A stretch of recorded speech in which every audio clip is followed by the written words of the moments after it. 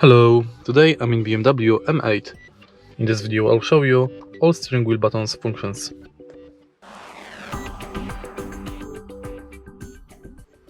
In the beginning, let's take a look at the left side of the steering wheel.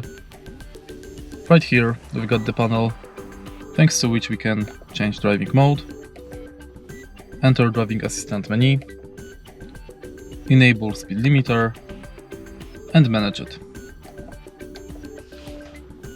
Right here we've got the panel, thanks to which we can manage radio, increase the volume, decrease it, answer the calls, end the calls, enable or disable menu on the front windshield by this button. I don't think you'll be able to see it. Oh, maybe you will be able. Okay. And thanks to this button we can activate voice assistant. This button allows us to enable or disable steering wheel heating. And next we've got this M1 and M2 buttons. If you press them, you can change the driving mode,